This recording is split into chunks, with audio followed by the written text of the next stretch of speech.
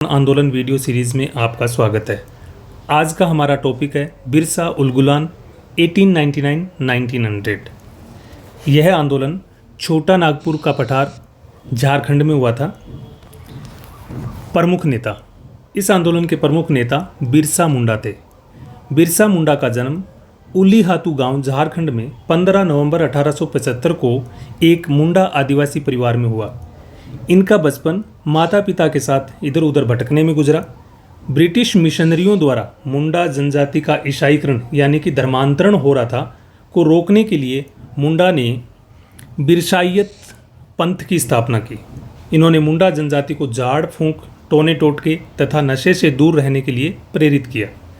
अंग्रेज़ों ने जनजाति के खूंट कट्टी व्यवस्था को समाप्त कर इनकी ज़मीनों को जमींदारों के सुपुर्द कर दिया तथा लगान वसूल करने लगे। ये खूंट कट्टी जो व्यवस्था है, इसके तहत जो आदिवासियों का ज़मीन पर एक सामूहिक अधिकार होता था और ये लोग मिल के खेती करते थे। जनजातियों का बाहरी लोगों जैसे ब्रिटिश अधिकारियों, जमींदारों, साहूकारों और सूदखोरों द्वारा अत्यधिक शोषण किया जा रहा था। इनकी वजह से आदिवासी बेगार करने तथा दास का जीवन जीने को मजबूर हो गए।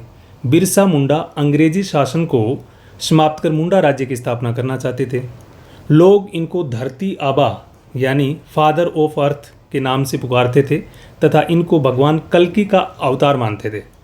जनजाति के लोग इनसे बहुत प्रभावित थे तथा इनके आदेशानुसार सरकार के विरुद्ध खूंट कट्टी व्यवस्था की बहाली के लिए विद्रोह करने के लिए तैयार हो गए। प्रमुख घटनाएं। 1894 में बिरसा मुंडा ने सरकार के खिलाफ विद्रोह कर दिया। इसने आदिवासियों को सरकार को लगान तथा साहूकारों को कर्ज चुकाने से मना कर दिया। कहीं अब के बाद कोई भी न तो सरकार को लगान देंगे, ना इन जो साहूकार हैं इनके जो कर्ज लिया हुआ है उसका कोई ब्याज या उनको कर्ज ही वापस चुकता करेंगे। इस पर बिरसा मुंडा को गिरफ्तार कर लिया गया तथा 2 साल की जेल के बाद 1897 में रिहा कर दिया गया। जेल से वापसी के बाद बिरसा मुंडा ने आदिवासियों को विद्रोह के लिए संगठित किया तथा दिसंबर 1899 में सशस्त्र विद्रोह कर जमींदारों, साहूकारों तथा अंग्रेज अधिकारियों को जान से मारने के लिए आह्वान किया। विद्रोहियों ने पुलिस चौकियों, जमींदारों के घरों, गिरजाघर तथा ब्रिटिश संपत्ति को नुकसान पहुंचाना शुरू कर दिया। कई अंग्रेज अधिकारी तथा बाहरी लोग मारे गए। सरकार ने बल प्रयोग शुरू कर दिया तथा 3 मार्च 1900 को बिरसा मुंडा को गिरफ्तार कर लिया गया और इसके साथ ही यह आंदोलन समाप्त हो गया। 9 जून 1900 को रांची जेल में बिरसा मुंडा का हैजा से मृत्यु हो गई। परिणाम, सरकार ने छोटा नागपुर टेनेंसी एक्ट 1908 पारित कर दिया। आदिवासियों को इससे क्या हुआ कि जो ज़मीन के अधिकार थे वो कुछ हद तक सुरक्षित हो गए। अब इस जो पूरा प्रकरण हमने पढ़ा है बिरसा मुंडा का, इसमें कुछ विशेष बातें हैं जो एग्ज़ाम के तौर पर बहुत ही महत्वपूर्ण है। चलो उनको देखते हैं। दीकू, ये जो जितने भी जनजातीय आंदोलन है इसमें यह शब्द बार बार रिपीट होता है। दीकू होते हैं बाहरी लोग जैसे जमींदार, साहूकार, पादरी और ब्रिटिश अधिकारी।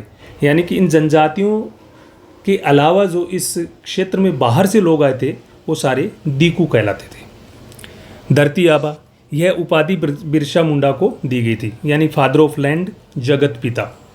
उलगुलान, हमने देखा है कि इस टॉपिक का नाम है बिरसा उलगुलान। तो इसका मतलब, उलगुलान का मतलब गुल्म या कोलाहल होता है, जिसको इंग्लिश में आप कन्फ्यूजन कह सकते हैं।